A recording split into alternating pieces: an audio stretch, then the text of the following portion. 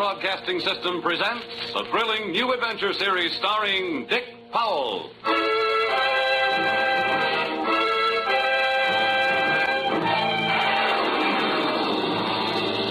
I'm an insurance investigator. My name is Johnny Dollar. What? You heard me, Johnny Dollar, and I can pad an expense account with the best of them.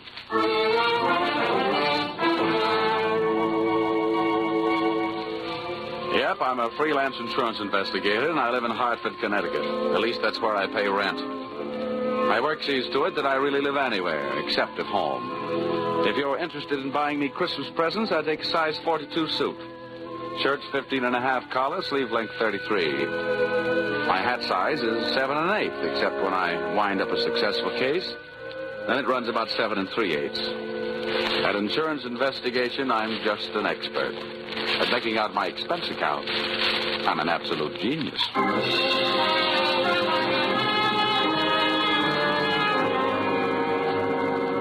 Expense account, submitted by investigator Johnny Dollar to Home Office, East Coast Underwriters, Terminal Building, Hartford, Connecticut. Attention, Austin Farnsworth, General Manager. The following is an accounting of my expenditures in the investigation of Milford Brooks III for your company. Expense account item 1. Cab fare to your office in answer to your original call, 75 cents. Tip to driver, $1. Expense account item 2. Shoe shine, 25 cents. You'll remember I got my shoes scuffed when I unsuspectingly walked into your private office. Milford! No, you must not, boy. Dollar! Get away from that window. Don't you. Stop Hey, it. No, you don't. Let go of me. Let go of me, you fool. No. There are better ways of making a big splash in life. Get away. Well, nice try, Sonny. Now pay attention to teacher.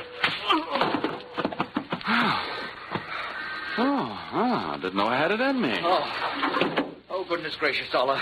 Did you have to hit him so hard? I hope you haven't killed him. He isn't too strong, you know. Don't worry. There. Now, Mr. Farnsworth, would you mind telling me on whose head have I the dubious pleasure to be sitting? That, sir, is Milford Brooks III. His policy with this company is in the amount of $2 million. Wow. Yes. And the boy seems bent on committing suicide. Dollar, I want you to stop him. What do you want me to do? Threaten him with death? Anything. The conditions of his policy are such that we would be forced to meet with the claim in the event of his suicide. Oh, I say, Dollar, sitting on his head that way, aren't you in danger of smothering the boy? Smothering him doesn't worry me, but these crew haircuts don't make very comfortable cushions. I'll move down a little.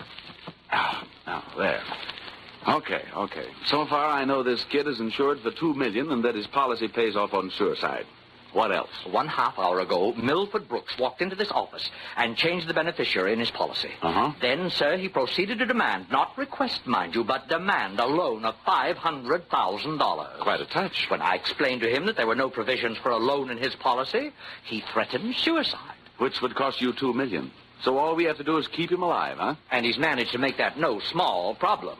His choice of a new beneficiary is downright frightening. One of the most notorious gamblers in the East. His name is Hatcher, Harold Hatcher. Ouch. Oh, do you know him? Sure. That kid's been a post office pinup boy for a lot of years. Well, that's the situation. I'm engaging you to protect Milford Brooks' future. Dollar, I want you to protect the boy. Give him something to live for. You know, an interest in life. An interest in life? Well, let's see. I know here. This should help. What's that you got there? Well, it's what's commonly referred to in the more successful of bachelor circles as my little black book. Oh. Well, now, let's see. Ruby? No. Her favorite expression is to drop dead. Bernadine? No. She'd be the new beneficiary by midnight. Oh, dear. Now, here's the one, Butter. Say, Farnsworth, would you mind passing me that phone? The one with the long cord? Oh, no. Lie still, Buster. Our little friend here is showing signs of life. Here you are. Maybe you should let him breathe a bit more. Don't worry. He'll be all right. Hello. Oh, hello. I want to call New York. Yeah. Hudson, 24292. Dollar, you're not thinking of taking this boy to New York, are you? Well, I'm going there myself. You want me to keep an eye on him, don't you? Now, don't fret, Farnsworth. All is not lost. You do worry me, sitting on his chest that way. Hello? Hello, Butter? This is Johnny. Yeah, I'll be in town tonight. I want to see you. And look, here's what I want you to do. Yes, it's all right to say over the telephone. Now, I want you to reserve a table at the hatchery in my name for 10 o'clock tonight. Will you do that? Okay. I'll see you at your apartment in a few hours. But, honey, I can't make it any earlier. I'm sitting up on a sick friend. Okay, goodbye. I'm not sure that I agree with your methods. Huh? Ow! What's the matter? Did he hit you? Hit me?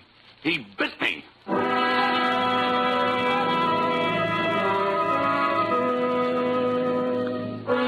Expense account, item 3. Liquor, $18. Keeping Milford Brooks III peaceful seemed to be the immediate problem, and a bottle of rare old brandy seemed to be the immediate answer.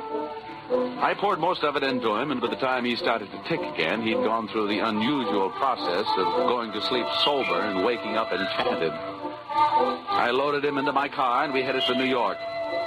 As we passed through New Haven, he opened one eye, looked up, saw the Yale Bowl, and gave 3 cheers for old Eli. Ray, Ray, Ray. Oh, old Yale would sure be proud of you. Why anybody would want to insure you for $2 million is more than I can figure.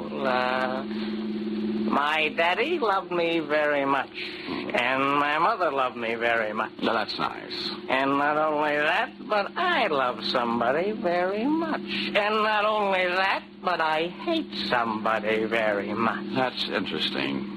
You know something? Next to one other guy, I hate you more than anybody else. Oh, here, lover boy, it's the cocktail hour again. Time for your bottle.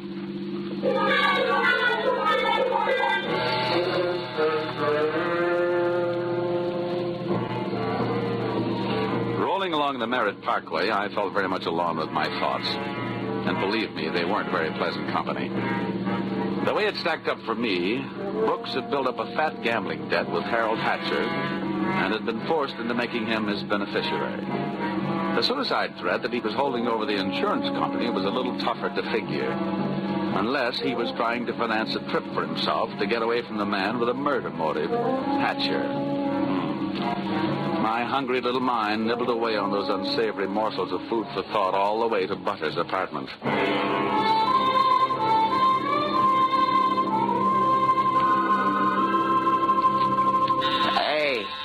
Hey, where are you taking me? I want to go to New York. If you don't behave, Buster, I'll punch your ticket. Johnny, darling, welcome to New York. Well, that's the fastest trip I ever had. Quiet. Well, where did you find this? In a box of Cracker Jack. Let us in, dear. I don't know about you. Some men bring me flowers, some bring me candy.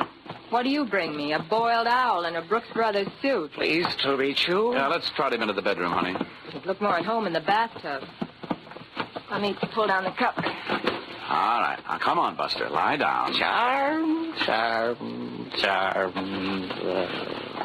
That kid's liquor sure can hold him. How long have you been playing nursemaid to this bottle baby? Get behind that bar, sweet, and I'll tell you all about it. Sure. Horrible examples don't seem to bother you, do they? If you knew how that guy has been bothering me. What did he do to you? Well, let's just say he put the bite on me. Oh, gosh, the river sure does look pretty tonight. Bourbon and soda? Now, please, anything but brandy. I've been sniffing that second hand all the way from Hartford. Butter, see that big boat out there? Mm-hmm. Oh, I sure would like to be on it. With you, sailing off to faraway romantic places. Get with it, darling. That's the 125th Street Ferry. Oh. Here's your drink. Come on now. Tell Butter all about it. So, friend Bourbon and I proceeded to tell her all about it. It wasn't easy. Everything about her kept flagging down my train of thought. The longer she looked at me, the less I wanted of Milford Brooks III, and the more I wanted of beautiful Butter the first, and only. She was a sympathetic listener to my story until I gave her the answer to her first and only question. And where do I fit into all this? Well, baby, I thought you understood. My job is to give this poor misguided boy something to live for. That's you. Well... Now, honey, hold everything. Don't go getting your corn all popped. You misunderstand. I really mean it. I thought if he just got a look at you and realized that things like you exist, why, you'd make any man glad to be alive. Oh, come on now, Butter. Melt a little. I wouldn't let anything happen to you. You know that. Did I hurt you? Oh, no, I'm getting used to it. People have been taking pokes at me all day. I'm sorry. Ah, that's better. You want some more bourbon? I want some more you. Well, help yourself.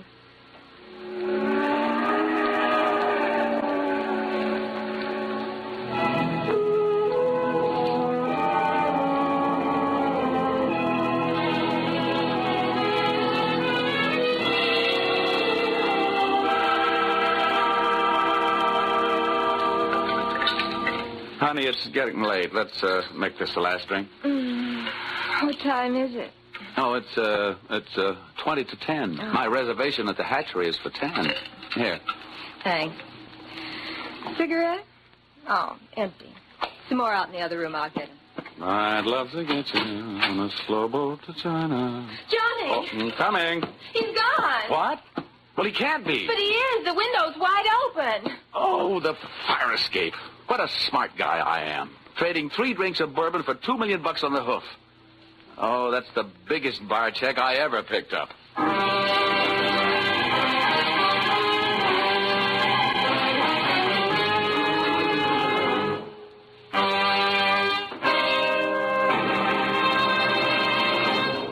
That's a big bar check for anyone to pick up. As a matter of fact, it's a bigger bar check than you've ever heard of anyone picking up before. And that should give you an idea of what to expect in the second act as you follow this new CBS series starring Dick Powell in the title role, yours truly, Johnny Dollar.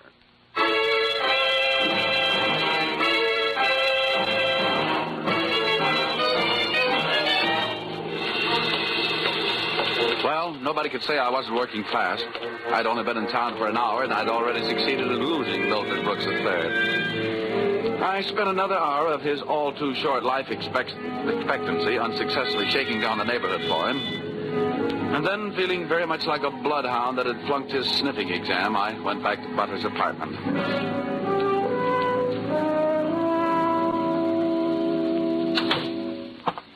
No luck, Johnny. Oh, sure, plenty of luck. All bad. Is there anything I can do to help? A kiss for luck. What are you going to do? Nothing. Just a little phone call.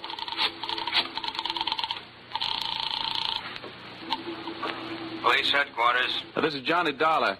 Give me missing persons. Any particular one? Don't be a wise guy. Lieutenant Fisher. Yes, sir. Lieutenant Fisher. Fisher, this is Johnny Dollar. Hello, Dollar. Who'd you lose? One man, my mind, and if I'm not careful, my professional reputation. The guy's name is Brooks, Milford III. Got anything on him? Hold on. All right. Oh, don't look at me like that. It wasn't all my fault. Dollar? Yeah? We haven't found him yet, but we think we know where he is. Huh? The Hudson River. At 11:15 tonight, his top coat, complete with identification, was found taking a ride on the 125th Street ferry. Oh. Anything else? Nothing much. A package of matches was found under the coat, monogram. You don't happen to know anybody whose initials are H.H., do you? H.H.? Yeah. There's always Horace Height. Wise guy. Thanks, Fisher. I'll check back with you later. I'll be. H.H. Harold Hatcher. What are you mumbling about? Bad news? Looks like about $2 million worth. They found Milford's coat on the 125th Street ferry. You and your faraway romantic places. Very funny. Now, I'll see you later, honey, maybe about 11.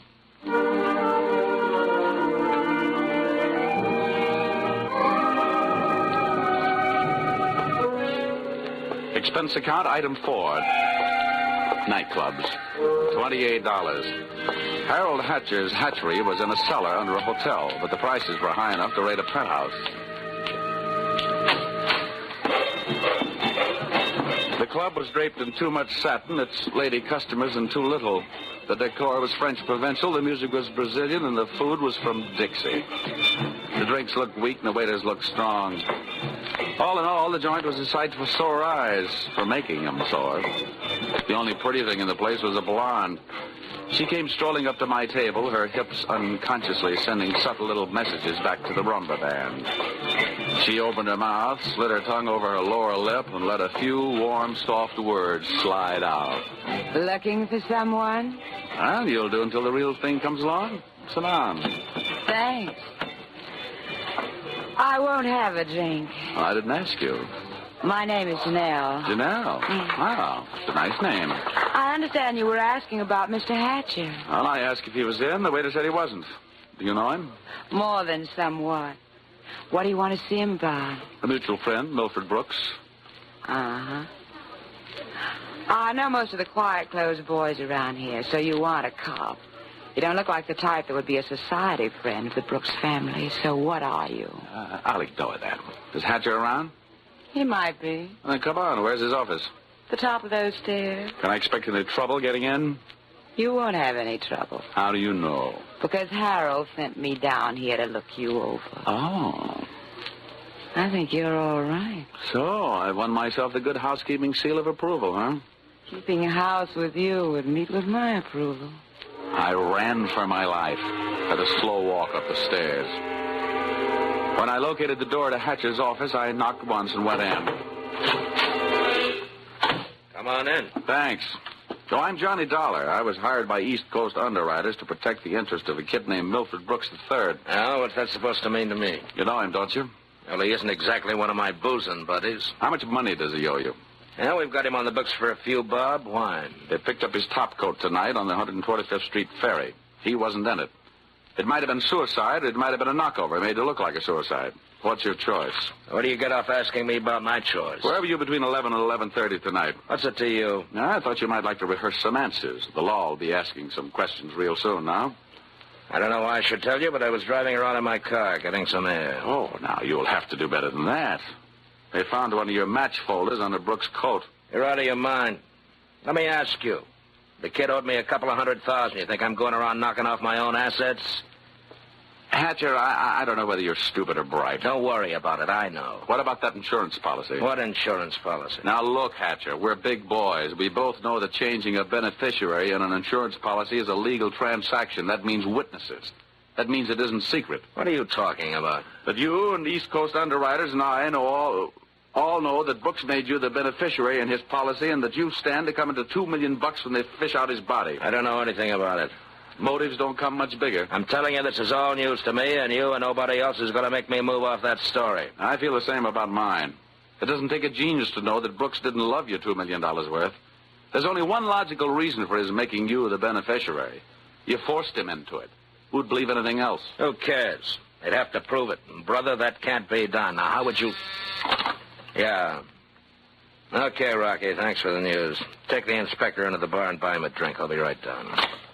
Dollar, did you turn me in? They're here, huh? Yeah. No, I didn't turn you in. I'm not a cop. Well, come on. Maybe they just want to sell me some tickets to the policeman's ball. For a guy in a hot spot, Hatcher was certainly a cool customer. I followed him out of the office, down the stairs, and back into the club. Janelle was sitting there right where I'd left her. And I thought to myself, now there's a gal who should never sit down. She looks so pretty standing up. Janelle, buy Mr. Dollar a drink. I have to go play 20 questions with some fellas in the bar. Sure, baby. Anything you say. Anything. I'll see you, Dollar. Yeah. How'd you make out? Well, you can never tell about a guy like that. He's a smart boy, strong, silent type. Wouldn't talk, huh? A real close-mouth act. About what? Oh, just a little doodad. $2 million life insurance policy. Wait a minute. That young Brooks kid? That's right. I knew it. Tried to tell him he'd get into trouble, but he wouldn't listen to me. Oh, you knew about it, huh? I suppose you also know what was behind it. Sure, Milford owed him some money. A lot of money. It's in writing. What kind of writing? The personal note that Brooks was going to get back if he made Harold beneficiary. Well, where is this note? Do I look like the kind of girl who'd put the finger on her boyfriend? You look like the kind of girl who'd do anything if she wanted to. Thanks. I'll give you a slight hint. It's in his office. You'll find it in the inside pocket of one of his suits in the wardrobe. What are you waiting for? I'll watch the bar. Nothing, sweetheart. Nothing at all.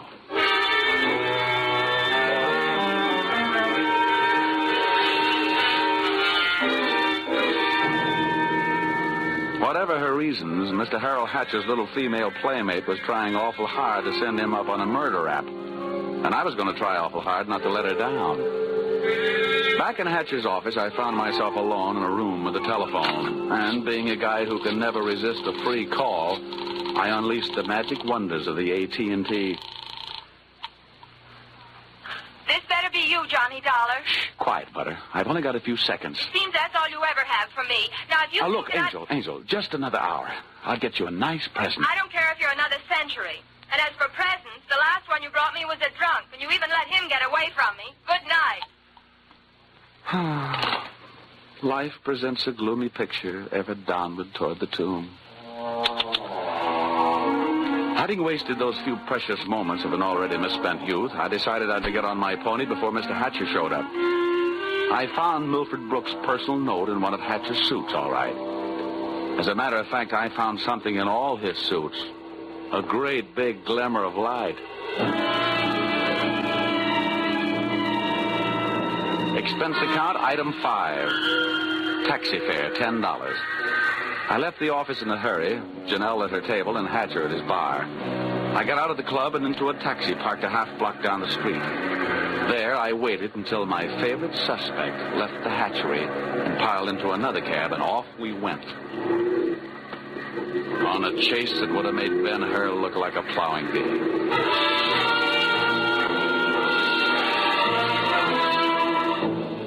We skittered over to Lexington and headed uptown. At 72nd, the cab turned right and pulled to a stop. My driver was on his toes, and his toes were on his brake.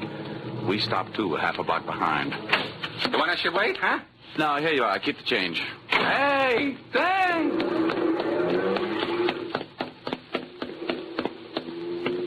It was a garage that belonged to a residence on the parallel street a block away. The living quarters upstairs were dark enough to look interesting. I indulged in a bit of genteel breaking and entering. Entering that old barn didn't take much breaking. I crept up the stairs. It sounded like they were left over from an old ghost story. And so did the first voice I heard when I stopped halfway up. We've got to be careful, especially about that Johnny Dollar. Are you sure he didn't follow you? That voice sounded awfully dry to be coming from a guy who supposedly had spent most of the night snoozing in the bottom of the Hudson River. It was Milford Brooks III. Get up on your feet, Brooks. Now, wait a minute. I started this thing slugging you, and I might as well finish it the same way. Leave him alone. Now, pull in the claws, Angel. And sit on his lap. You hard-footed. I'll kill you. Get off of me. Huh? I should have known better than to get mixed up with a low-class female like you. Why, you punk. Now, hold it. We've pushed the lady around enough, Brooks. Tell me to be careful, will you? Why didn't you think of that before you led him here? Wipe your nose, little boy. Now, don't you go getting fat-headed, gorgeous. I'm only interested in one thing. Saving the insurance company $2 million. And, Buster, I think you've done it for me. Dollar, This is insurance fraud. It has been ever since you put on that fake suicide attempt. Trying to extort $500,000 out of the company. Dollar, wait a minute. Now, come on. We're leaving. You heard him, Dollar. Harold. Hatcher. He said, wait a minute. He wants to talk. Yeah, everybody wants to get in on the act. How did you get here? When the police in this town think maybe a guy's jumped off a ferry boat and nobody's seen him do it, they check the counters on the turnstiles at each end. In the case of Brooks, as many people got off that boat as got on. Well, it makes sense. They'd hardly hold the guy because somebody lost a topcoat. How did you know we were here? You know me, baby. You never go any place I don't know about. Okay, Brooks, you felt like talking. Now I feel like listening. Get it up. Well, I don't know what you mean. I know what you mean, Hatcher. One, he gave you a big, fat $2 million motive for murder. And two, he did his best to make it look like you did murder him with that broken-down match cover plant on the ferry boat. It's just that simple. And you, baby? Harold, please. You put him up to it, didn't you, you cheap little muscler? Trying to get rid of me, will you? No, Harold. Now, calm down, Hatcher. You don't need any gun around here. They're tame. Well, maybe I'm not. Since so many people have gone to so much trouble to hand me a nice, easy way to make $2 million, maybe I'll just go ahead and make it. I'll show these amateurs how these things are really done. Come on, Brooks. How'd you like to go for a nice, cool, half a ferry boat ride? No, Hatcher. No. Look, it's her fault. I'll give you anything you... You're wrong, sonny boy. You're going to give me everything. No. No. You can't. Let me out of here! Brooks bolted for the door. Hatcher snapped a shot at him. And I hit Hatcher with a do-or-die tackle from behind. The gun flew out of his hand. No, you don't. I beat him to it and swung it straight into his skull.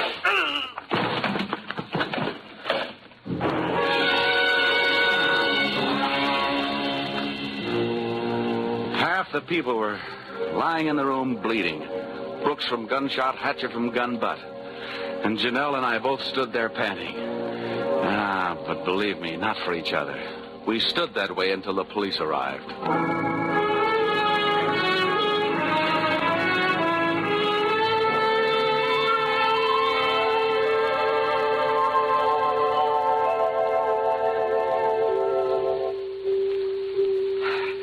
Dollar, it's beyond me. I sent you out to protect the life of a very important policyholder, and now where are we?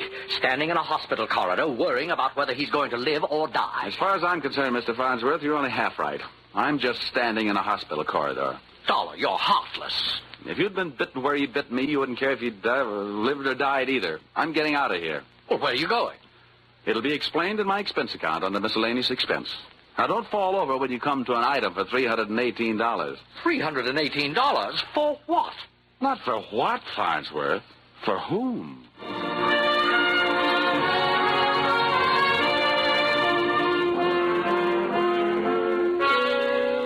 Expense account total. And it all adds up to a little matter of $1,182.23. Which you may say, Mr. Farnsworth, is a lot of money for one man to spend in 2 days. But you must bear in mind that the amount at stake was $2 million. And you know the price of steak these days. It might comfort you to know that I just returned from the hospital. Brooks was strong enough to make a full statement, which you will find enclosed. This in itself should prove sufficient to establish evidence of attempted fraud against your company, allowing you to immediately avoid his policy. It boils down to one sentence, to wit. Brooks and Janelle wanted to get rid of Hatcher so that they could live happily ever after. Knowing those two, they never had a chance. And oh, yes, that that miscellaneous item, the one for $318, it was a bracelet for a certain party who made this special investigation for me very special. Oh, if you want a receipt for this item, I'll send you a lock of her hair. Yours, truly, Johnny Dollar.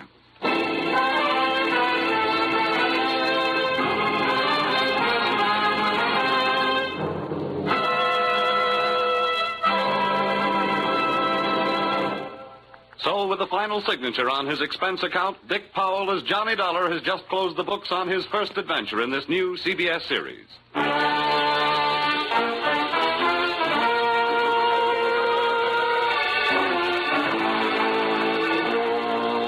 Be sure to tune in again next week when the expense account covers Special Investigation Singapore. Another unusual adventure starring Dick Powell in... Yours, truly, Johnny Dollar.